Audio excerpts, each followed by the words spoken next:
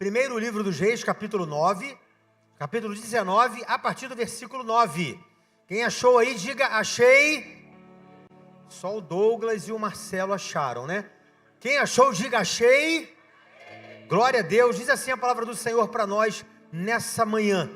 Ali entrou numa caverna e passou a noite, e a palavra do Senhor veio a ele. O que você está fazendo aqui, Elias? Ele respondeu: tenho sido muito zeloso pelo Senhor, Deus dos exércitos. Os israelitas rejeitaram a tua aliança, quebraram os teus altares e mataram os teus profetas à espada. Sou o único que sobrou, e agora também estão procurando matar-me. O Senhor lhe disse: saia e fique no monte, na presença do Senhor, pois o Senhor vai passar. Então veio um forte vento que separou os montes e esmigalhou as rochas diante do Senhor. Mas o Senhor não estava no vento. Depois do vento houve um terremoto, mas o Senhor não estava no terremoto. Depois do terremoto houve um fogo, mas o Senhor não estava nele. E depois do fogo houve um murmúrio de uma brisa suave. Quando Elias ouviu, puxou a capa para cobrir o rosto, saiu e ficou à entrada da caverna.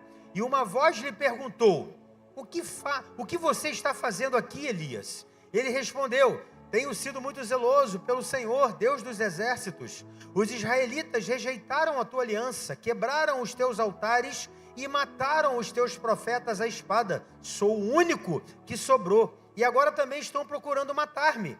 O Senhor lhe disse: volte pelo caminho por onde veio e vá para o deserto de Damasco. Chegando lá, unja Azael como rei da Síria, unja também Jeú, filho de Ninsi, como rei de Israel, e unja Eliseu, filho de Safate de Abel-Meloá, para suceder a você como profeta. Jeú matará todo aquele que escapar da espada de Azael, e Eliseu matará todo aquele que escapar da espada de Jeú. No entanto, fiz sobrar 7.000 em Israel, todos aqueles cujos joelhos não se inclinaram diante de Baal, e todos aqueles cujas bocas não o beijaram. Amém? O tema da mensagem de hoje é: saia da caverna e volte a servir. Amém? Você pode falar com essa pessoa que está ao seu lado, ó, você vai voltar a servir de novo. Mas fala como profeta aí, meu irmão, você vai voltar a servir de novo. Amém? Estou achando muita gente para pouco barulho. Queria que você falasse com essa pessoa do ao seu lado assim, bem alto: você vai voltar a servir de novo. Amém, queridos? Deixa eu dar um pano de fundo para você aqui antes de entrar na mensagem, para você entender essa situação. Essa passagem aqui vai falar de um dos maiores profetas de Israel, Elias, conhecido como o profeta do fogo, um dos maiores profetas que Israel já teve. Para você ter a ideia da relevância de Israel no cenário do povo de Deus, quando Jesus veio e Jesus perguntou aos seus discípulos: e vós, quem dizeis quem sou? Um dos discípulos fala: o povo diz que o Senhor é o Elias. Ou seja, Elias tinha tamanha relevância que o próprio Jesus foi comparado a Elias. Elias foi levantado por Deus em uma época muito difícil, onde o rei era Acabe, casado com uma mulher sacerdotisa de Baal chamada Jezabel. Um homem que encarou de uma forma ousada 850 profetas de Baal e de Acera, e no Monte Carmelo, a Bíblia vai dizer, ali no capítulo 18, que Elias os matou à espada. Um homem com uma intimidade com Deus, um homem que servia a Deus. A vida de Elias, ela tinha um propósito específico. Qual era o propósito da vida de Elias? Servir a Deus. O propósito de Elias era esse. Elias andava toda aquela nação para servir ao Senhor, para servir à vontade de Deus. Mas no capítulo 19 aqui, vai dizer que Elias, ele entra em uma caverna. Elias foi com suas próprias pernas para aquela caverna. E por que Elias entrou naquela caverna? Qual foi o motivo que fez com que Elias entrasse naquela caverna? Elias, ele encara os primeiros profetas, os 850 profetas, 450 profetas de Baal, 400 profetas de Azera, e Jezabel, a sacerdotisa de Baal, ela fica enfurecida, ela fica endemoniada, e ela ameaça Elias dizendo que Elias vai morrer. E através dessa ameaça, Elias, ele foge em direção ao deserto. E você ouviu a história, ele vai para uma caverna. Elias simplesmente deixou de servir. Elias simplesmente deixou de cumprir o propósito de Deus. E quando ele deixa de servir, o caminho é a caverna. Enquanto Elias serve, vem unção. Enquanto Elias serve, tem ousadia. Enquanto Elias serve, tem intrepidez. Enquanto Elias serve, ele vai encarar opositores. Enquanto Elias serve, Elias está revestido de autoridade. Enquanto Elias serve, Elias confronta reis. Enquanto Elias serve, Elias está pregando a palavra com verdade, com transparência, com autoridade. Enquanto Elias serve, Deus está capacitando Elias. Enquanto Elias serve, Deus está ungindo, Deus está fortalecendo, Deus está dando autoridade para Elias. Então note que enquanto nós estamos servindo, Deus nos dá autoridade. Enquanto nós estamos servindo, há uma unção derramada. Quando nós estamos servindo, Deus nos dá capacidade para enfrentar situações. Enquanto nós estamos servindo,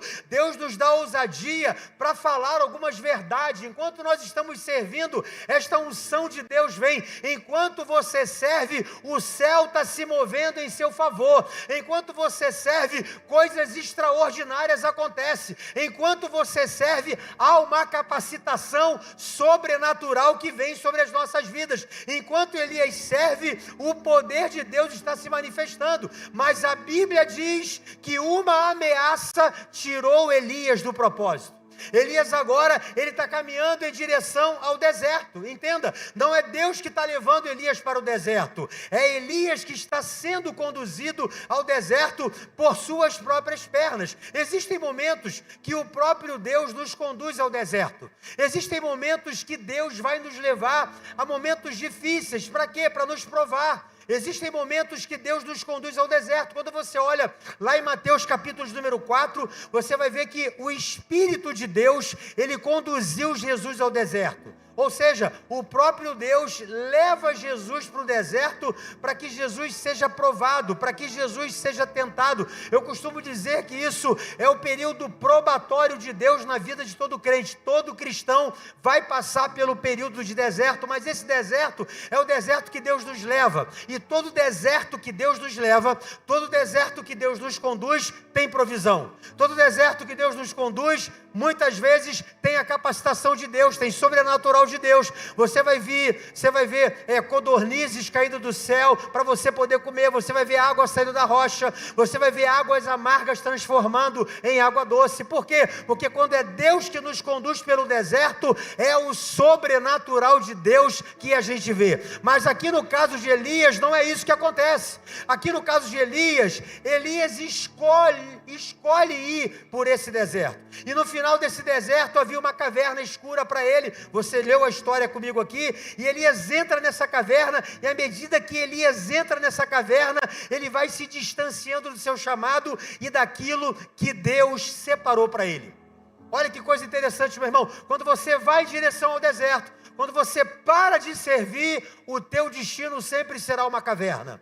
Fala com a pessoa que está ao seu lado. Quando você para de servir, o seu destino sempre será uma caverna. E a Bíblia vai dizer que ele estava se escondendo de algo que Deus havia chamado para ele fazer. Elias vai em direção à caverna, e à medida que ele vai para essa caverna, ele se distancia automaticamente do chamado e do propósito dele. Elias ia tão mal em direção à caverna, que ele chegou a pedir a morte, irmão. E nessa fuga, para ele não fazer o que deveria fazer, ele vai em direção à caverna. Agora, qual foi o resultado disso? Elias deixou de servir. Agora entenda uma coisa, irmão. Por que muitos cristãos que nós conhecemos estão aprisionados em uma caverna? Por que muitas pessoas que nós conhecemos, homens e mulheres de Deus, que serviam, que se dedicavam e de repente perderam o brilho, simplesmente pararam de servir, pararam de andar, pararam de se locomover, elas simplesmente estão estagnadas. Pessoas que eram ativas, pessoas que ativavam seus dons, seus talentos para a obra de Deus, hoje estão em cavernas, estão totalmente apagadas, estão totalmente passivas. E quando eu olho daqui de cima, eu vejo tantos potenciais, tantas pessoas que já foram bombas, dinamites na mão de Deus, mas que resolveram parar.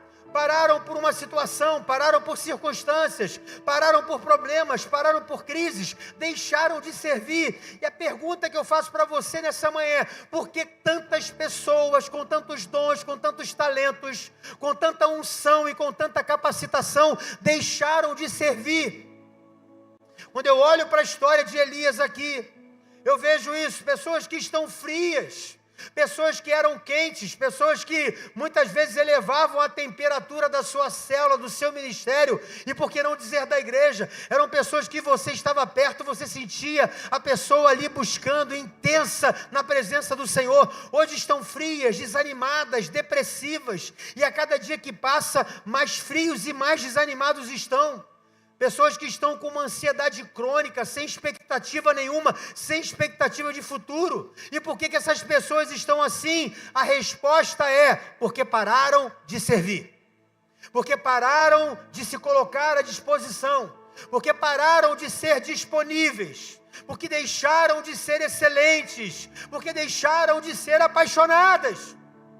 E porque você deixou de ser disponível, e porque você já não faz mais com excelência, e porque você já não tem mais o brilho nos olhos, você não é mais apaixonado, você deixou de servir. Sabe, meu irmão, o que faz uma pessoa, um cristão, que teve uma experiência com Jesus, que entendeu o plano de salvação, e que sabe de onde Deus te tirou, e daquilo que Deus fez na tua vida, o que faz um cristão parar de servir? O que faz uma pessoa chegar na igreja e falar assim: não sirvo mais, não quero mais, estou em direção ao deserto, vou para a caverna. O que faz uma pessoa que era apaixonada pela obra, pelo ministério, pela célula, pela sua igreja, simplesmente parar? Eu aprendo algumas coisas com Elias aqui, e eu quero falar com você nesses próximos 30 minutos. Eu avalio aqui pelo menos duas coisas na vida de Elias que para mim diz muito a respeito do que Elias parou de servir. Primeiro, irmão, aprenda isso aqui: parar de servir é parar de cumprir o seu propósito. Fala com a pessoa que está ao seu lado: ó, parar de servir, aumenta meu retorno aqui por favor, Bernardo. Parar de servir é parar de cumprir o seu propósito. Irmão, toda vez que você para de servir, você para de cumprir o seu propósito. Todas as vezes que você não cumpre o seu propósito, você não glorifica o nome de Deus. Aprenda isso: Deus só é glorificado na nossa vida quando nós realizamos o nosso propósito. Essa pessoa não é mais funcional, ela não está mais andando em conformidade com aquilo ao qual ela foi criada para fazer. Vou te dar um exemplo básico aqui: uma planta. No início ainda, ela é um botão fechado, ela ainda está em formação, ela não expressa ainda a sua capacidade do que pode se transformar. Por quê? Porque ela está em processo, ela está ainda um botãozinho fechado, é aquela planta que você vê, aquele botão bem fechado. Agora, entenda uma coisa: se esse botão de planta que está num processo, se ela não crescer, se ela não desabrochar, se ela não expandir na sua plenitude, ela não estará glorificando a Deus. Por quê? Porque quando Deus criou a planta, Deus criou com esse propósito, para desabrochar, para expandir. E Deus manda te dizer aqui nesta manhã, meu irmão, Deus quer que você apareça, assim como uma planta que começa num botão bem fechado, e com o processo ela vai crescendo, vai desabrochando, vai expandindo, ela vai aparecendo, e ela vai cumprindo um propósito, e quando ela se abre toda frondosa, ela cumpre o propósito ao qual Deus já criou. Você está entendendo isso aqui, meu irmão? Então, quando Deus te criou, Ele te criou para um propósito. Deus te criou para que você realizasse algo, para que você desenvolvesse algo, porque quando você não se torna quem você foi feito feito para ser, você está deixando de derramar, você está deixando de ativar essa geração com os dons, com habilidades, com talentos, com a capacidade que está dentro de você, que foram plantadas por Deus e que precisam aparecer para esse mundo. Ei, tem talento de Deus dentro de você, tem potencial de Deus dentro de você, tem dom que Deus te deu, tem talento que Deus te deu, tem capacitação que Deus te deu, e só deu para você. E se você não realizar, e se você não desenvolver, e se você não expandir, você não está glorificando o nome de Deus. Pessoas que Deus colocou no teu caminho, pessoas que Deus colocou na tua jornada, pessoas que Deus colocou no teu ciclo de influência, se essas pessoas não forem contempladas com o teu talento, com o teu dom e com todas as virtudes que Deus colocou em você, você não está glorificando Deus. Quem está comigo aqui, diga amém, meu irmão. Deus havia chamado e ungido Elias, para quê? Para ser um profeta, um agente de influência sobre a nação de Israel. Só que Elias foge do chamado, ele foge da sua missão. Irmão, quantas pessoas que estão fugindo daquilo que Deus mandou, quantas pessoas que estão fugindo, mas estão fugindo e sabem que estão fugindo. Eu quero que você pense comigo aqui, irmão. Você está fazendo o que Deus mandou você fazer? Você está executando o que Deus mandou você executar? Você está trabalhando naquilo que Deus mandou você trabalhar? Porque se eu não estou fazendo isso, eu estou indo em direção à caverna, eu estou indo em direção a um lugar escuro. Talvez você não esteja dentro, mas esteja a passos largos, indo para lá. E a palavra de hoje é para te despertar. Ei, há dons, há talentos, há situações que eu coloquei só para você desenvolver, para você servir. A segunda coisa que eu vejo aqui na vida de Elias é que isolamento nunca foi solução. Fala com a pessoa do seu lado, isolamento nunca foi solução. Quando você se afasta daquelas pessoas que Deus colocou ao seu lado, a Bíblia diz no versículo 3, e foi a Berseba e ali deixou o seu moço. Elias começou a fazer isso, irmão, decepcionado com as coisas, coração ferido. Ele disse: não quero andar mais com ninguém, eu quero ficar sozinho. Quando alguém deixa de servir, ela começa a se isolar. Essa pessoa começa a dizer: não, estou muito ocupado, eu estou sem tempo, eu quero ficar um pouco mais sozinho. Ei, meu irmão, a caverna é ruim demais, é frio, é solitário, é depressivo. Não é bom, irmão, você ficar sozinho. É triste uma pessoa que caminha sozinha. Deus não te chamou para caminhar sozinho. Andar sozinho não é bom. Andar sozinho nunca foi a sua solução, nunca foi a sua saída. Deixar de servir está ligado a você se distanciar de gente, do círculo de amigos, da célula, do ministério. Deixar de servir é se esconder. Foi o que Elias fez. Elias disse: eu vou parar em um lugar onde ninguém vai me encontrar. Eu não sei como você chegou aqui nessa manhã. Talvez você esteja numa fase da sua vida em que você quer ficar só. Ei, eu quero te dizer, você está caminhando em direção à caverna. Elias estava em um estágio tão avançado que ele pediu a morte, porque a solidão faz isso. O sentimento de estar só, o sentimento de estar sozinho, o sentimento de caminhar sozinho. A única pessoa que poderia ajudar Elias, ele dispensou. Não quero, fica aí, eu quero caminhar sozinho. Ei, meu irmão, sozinho você não é nada, sozinho você não é ninguém. Agora, quando você está na comunhão, quando você está na unidade, quando você está caminhando com alguém, é diferente, meu irmão. Você está carregando o peso de alguém, a pessoa está carregando o teu peso, você está dividindo o fardo, você está compartilhando o fardo, você está compartilhando situações, você está compartilhando problema, fica mais leve para você. Agora, observe que muitas pessoas param de servir pelos mesmos motivos que Elias parou de servir.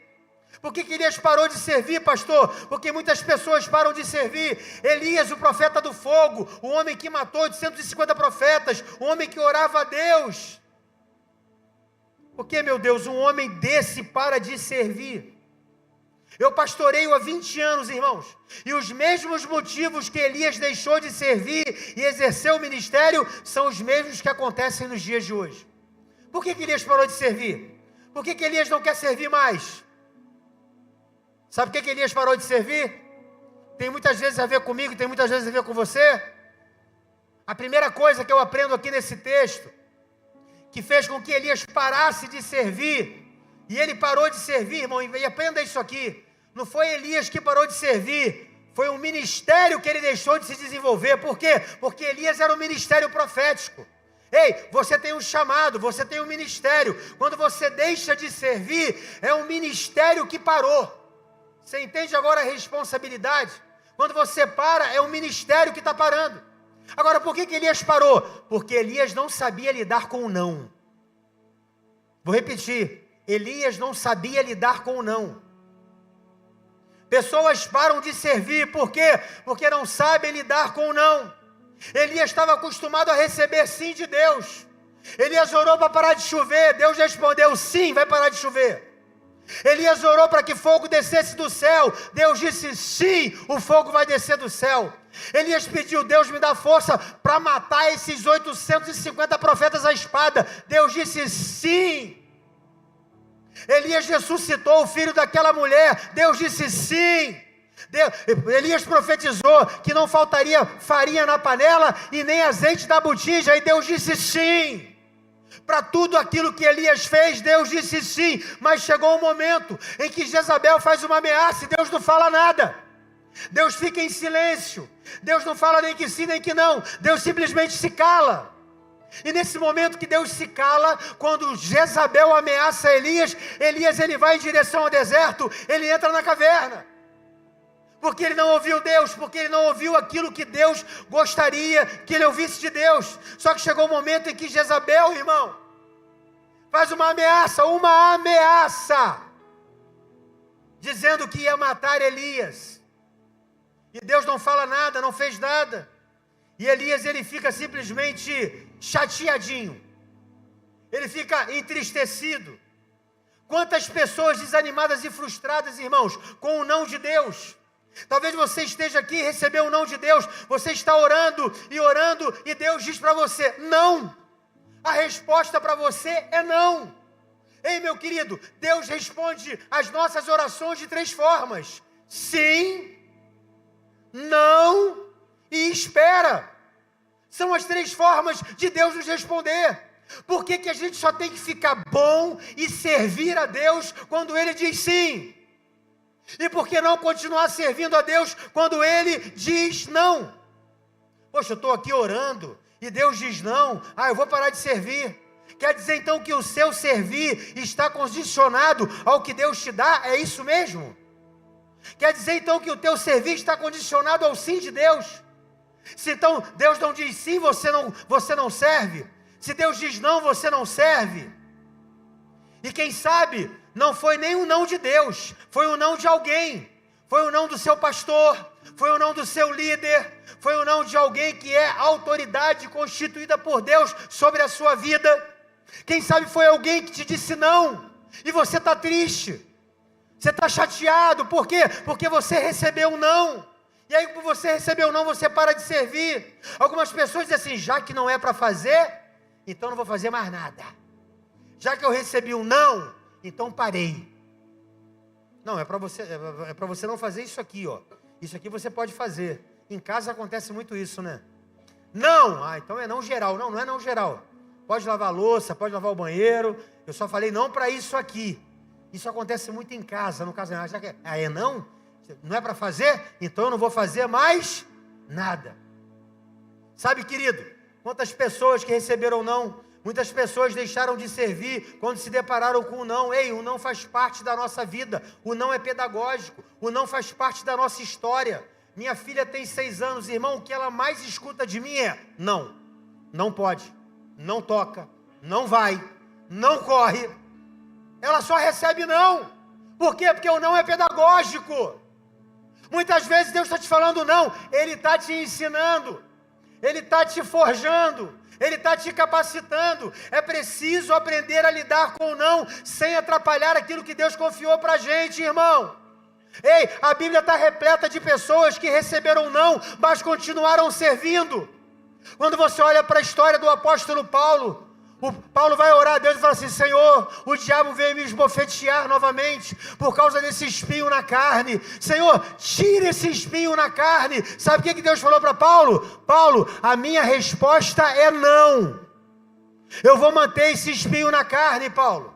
E eu quero que você saiba que o meu poder vai se aperfeiçoar nas suas fraquezas, Paulo. Você vai continuar com esse espinho na carne.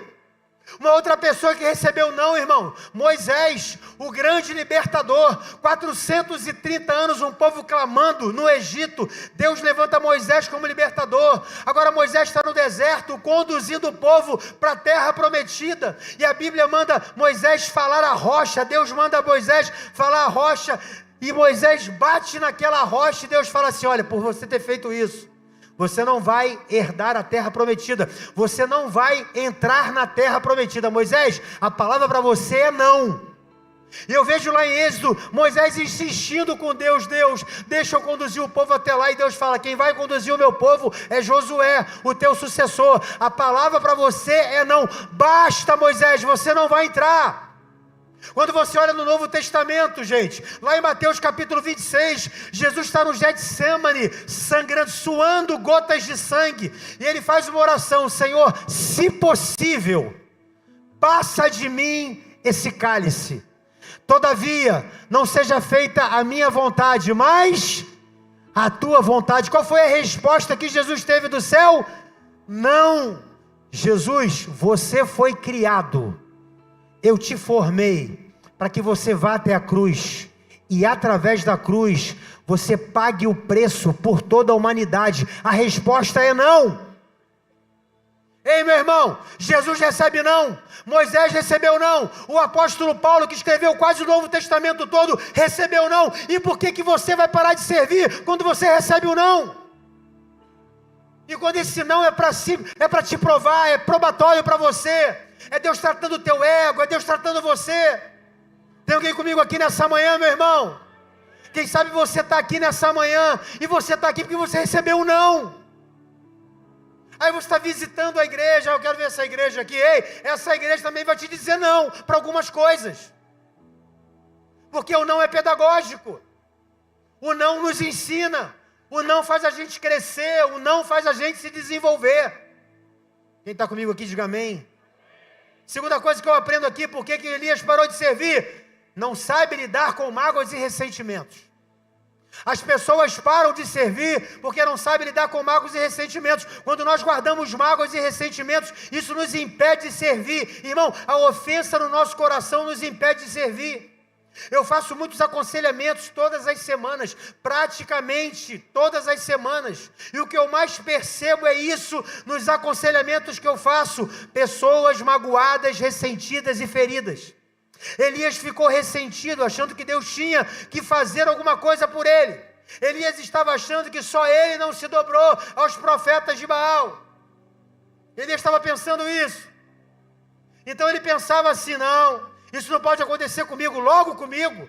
Eu que fui fiel, eu que não me dobrei aos profetas, eu que não ouvi Acabe, eu que não ouvi Jezabel, logo comigo isso aqui vai acontecer. Elias estava achando, irmão, que só ele não se dobrou aos profetas de Baal.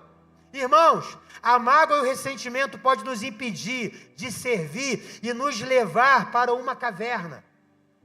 Quantas pessoas que você conhece que ouviram coisas e ficaram ressentidas, magoadas e pararam de servir?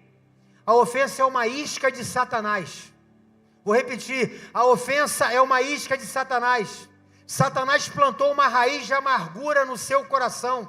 A ofensa entrou no teu coração, e quando a ofensa entra, você para de servir. Por quê? Porque você fechou o teu coração para qualquer tipo de convite ou para qualquer tipo de proposta para você servir na casa do Senhor. Satanás plantou no seu coração essa mágoa. Por quê? Porque ele reconhece o potencial que você carrega.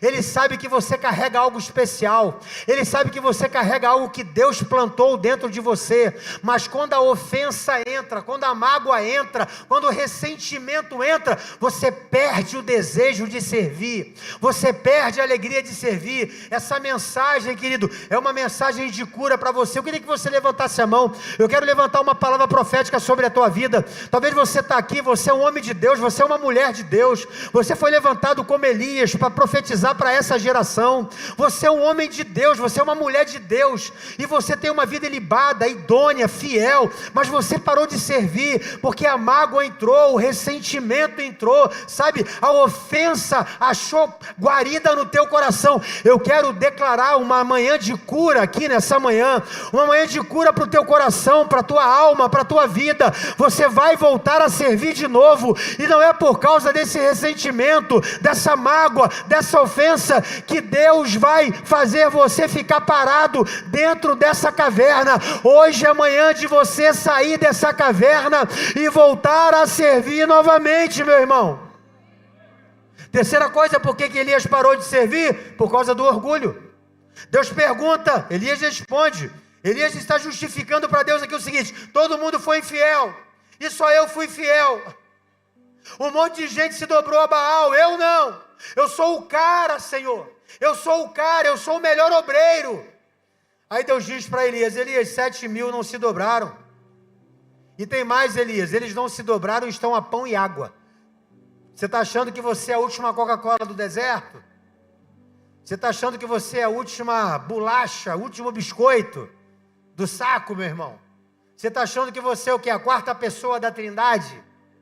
Você está pensando o quê, Elias? Tem 7.000 igual a você, que não se dobraram a Baal e estão a pão e água. Sabe, irmão? Mas Deus aparece para Elias e fala assim: Elias, eu estou aparecendo para você, sabe por quê? Porque eu sei do propósito que eu tenho na tua vida. Eu sei daquilo que eu espero de você, e eu sei daquilo que eu já plantei dentro de você. Então eu estou vindo aqui para te resgatar. Eu estou vindo aqui para te buscar, para quebrar esse teu orgulho. Sabe por quê? Eu dou graça aos humildes, Elias, mas eu resisto ao soberbo. Ei, Deus dá graça ao humilde, mas Deus resiste ao soberbo. Aqui a palavra do Senhor vai dizer isso, irmão. E ele fala para Elias: você vai voltar e servir. Eu ainda tenho um propósito na sua vida, e por ter um propósito, quebra esse orgulho hoje. Quebra esse orgulho hoje. Ei, querido, Deus está falando com algumas pessoas aqui. Esse teu orgulho não vai te levar a nada. Sabe quando o orgulho entra? Quando nós achamos que somos melhor do que os outros. Mas Deus, Ele chegou agora. Meu Deus do céu. É que pode? Estou aqui há 10 anos. O cara chegou agora e já está liderando. Como é que pode? Estou aqui há 10 anos, o cara chegou agora já está numa célula. Ué, já está trabalhando? Sim, irmão. Porque o teu orgulho te paralisou. O que fez você parar foi o teu orgulho, não foi a liderança da igreja. É só você se apresentar novamente para você voltar a liderar. Tem alguém comigo aqui ouvindo essa palavra? Amém? Então muitas vezes o que te impede de servir é o orgulho. Agora, o que fazer, pastor, para sair dessa caverna? O que fazer, pastor, para voltar, para dar um looping aqui e voltar a ser quem eu era? Voltar a servir de novo. Ei, querido, a primeira coisa que você precisa... Anota o que eu vou falar para você aí. Anota o que eu vou falar para você.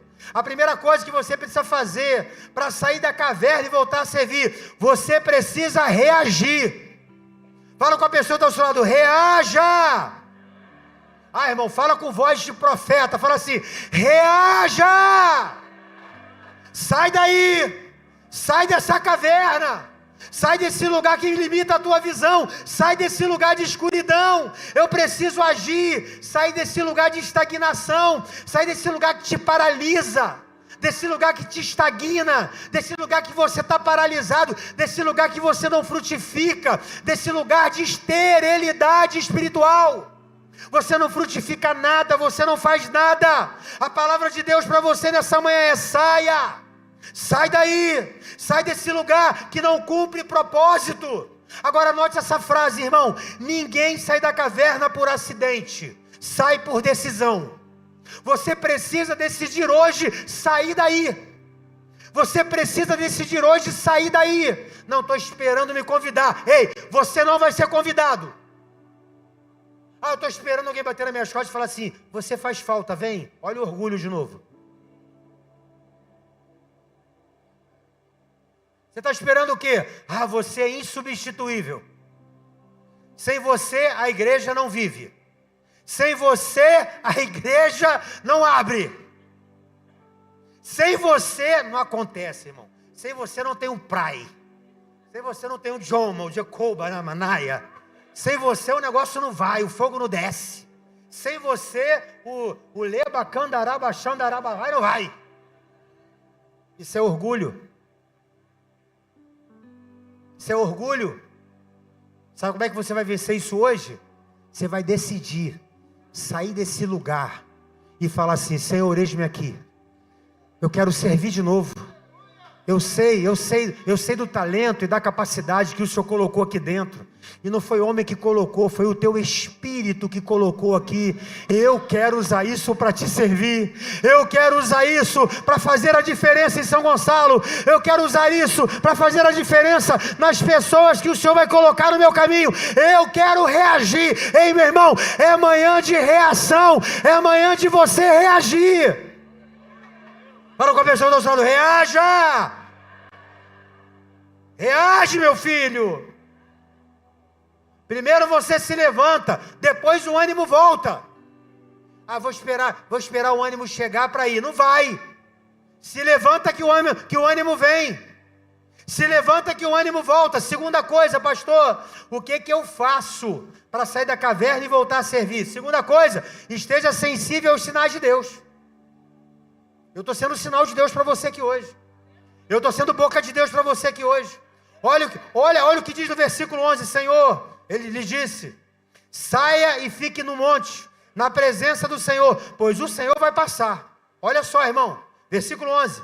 Então veio um vento fortíssimo que separou os montes e esmigalhou as rochas diante do Senhor. Mas o Senhor não estava no vento. Depois do vento houve um terremoto, mas o Senhor não estava no terremoto. Depois do terremoto houve um fogo, mas o Senhor não estava nele. E depois do fogo houve um murmúrio de uma brisa suave. Olha que coisa interessante, irmão. Fique atento aos sinais de Deus. Quando Deus falou para sair, diz a palavra que houve um vento forte, diz a palavra que houve um grande terremoto, diz a palavra que houve um grande fogo, e a Bíblia diz que Deus não estava em nenhum deles. Anota o que eu vou falar para você aí. O problema da caverna não é só o isolamento físico, é a perda da sensibilidade espiritual. Quando você vai para a caverna, você não está apenas se isolando, abandonando o que Deus falou com você, ou o que Ele pediu para você fazer, ou o talento ou o dom que Ele te confiou, e você simplesmente deixou, seguiu em direção à caverna. A pior coisa na caverna não é o isolamento físico, mas é a perda da sensibilidade espiritual. Elias foi para fora, e o vento? Deus está aí? E o fogo? Deus está aí? Terremoto? E Deus está aí? Olha que coisa interessante, irmão. Olha que coisa interessante. O problema da caverna não é só o isolamento físico, mas é a perda da sensibilidade espiritual. Mas foi Deus que permitiu tudo isso. Com qual intuito, pastor? Chamar a atenção de Elias. Talvez esteja acontecendo um vento forte, irmão, na tua casa. Algo está estremecendo o teu casamento, algo está estremecendo a sua família, um abalo sísmico está acontecendo lá dentro da tua casa. Você não está entendendo nada, suas emoções estão abaladas, está tudo abalado. Deus está nisso, Deus está nesse abalo, não, mas Deus permitiu isso para quê? Para você acordar. Foi a única forma que Deus encontrou para chamar a tua atenção, para você sair da caverna. Foi o terremoto que chamou a atenção de Elias para sair da caverna. Foi o fogo que chamou a atenção de Elias para sair da caverna.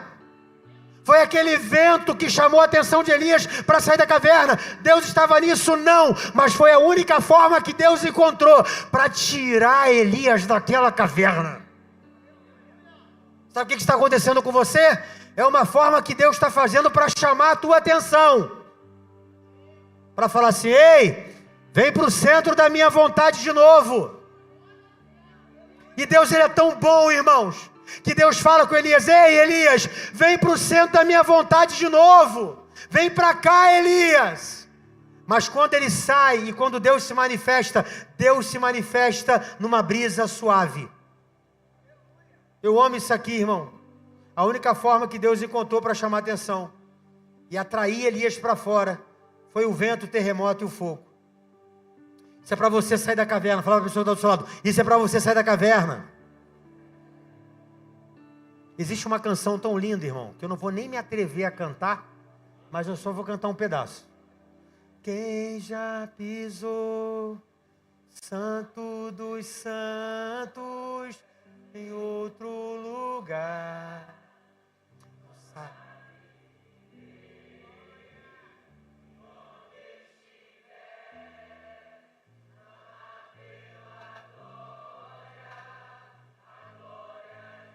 Mais uma vez, quem já pisou, declare. Vamos declarar? Já pisou, Santo dos Santos, em outro lugar.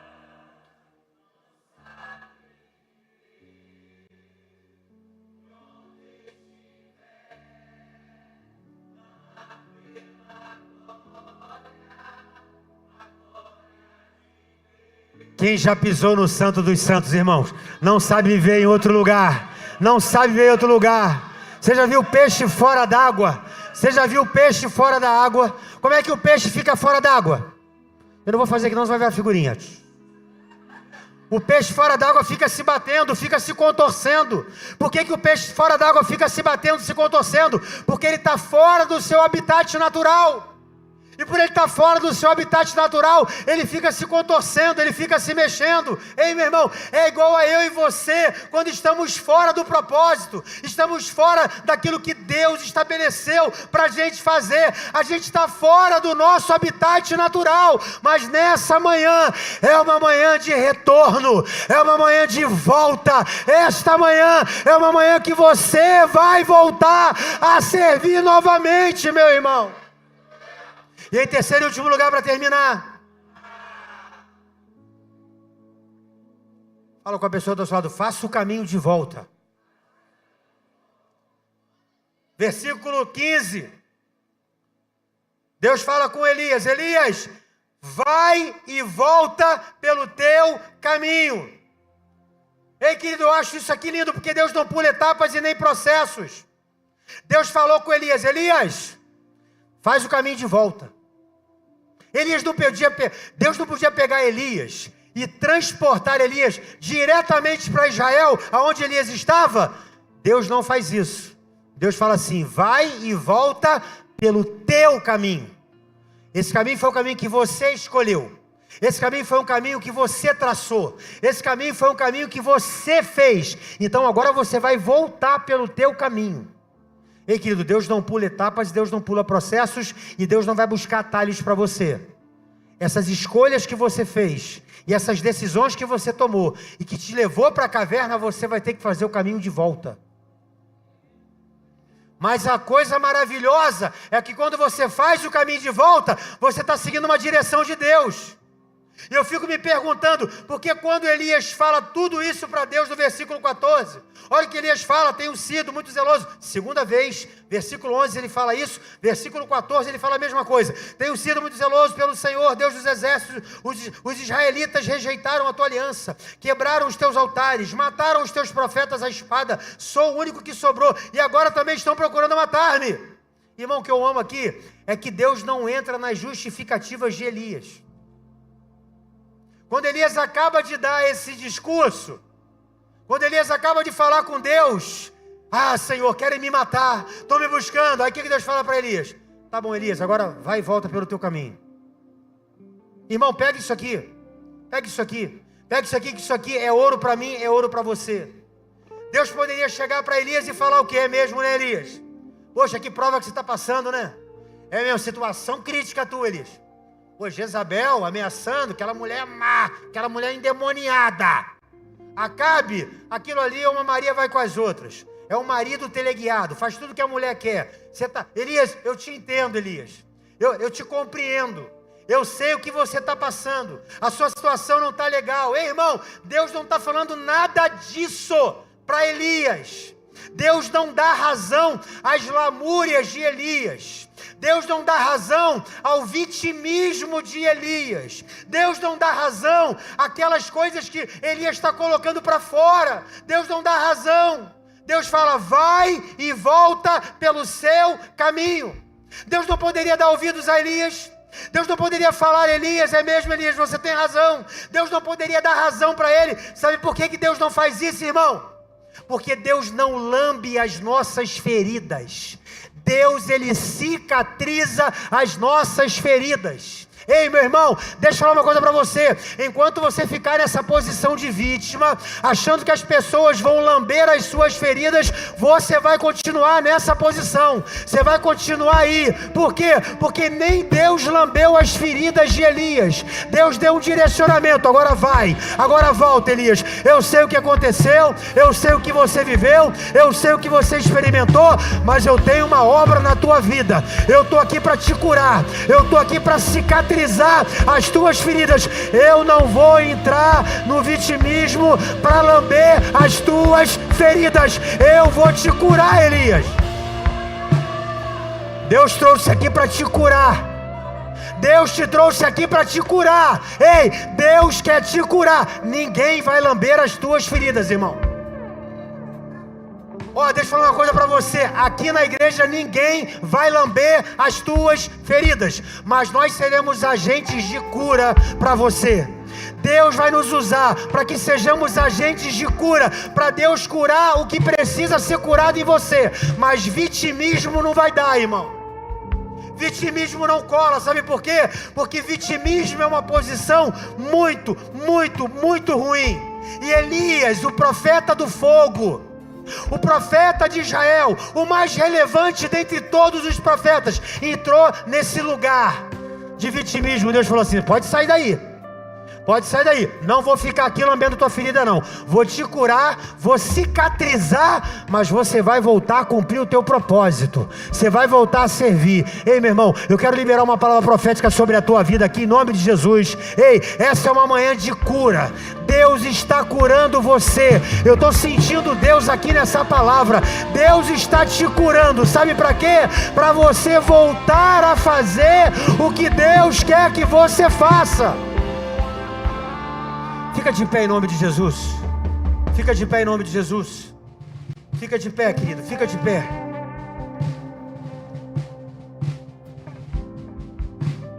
Eu amo isso aqui, irmão. Quando Elias saiu da caverna, Elias começou a influenciar o seu futuro.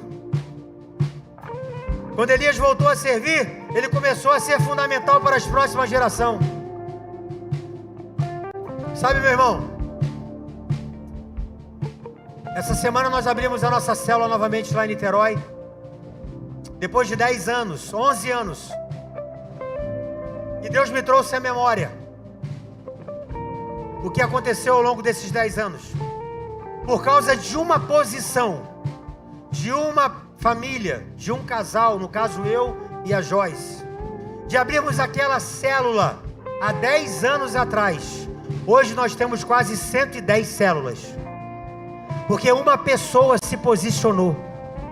Porque uma família resolveu, decidiu continuar servindo, abrindo a casa.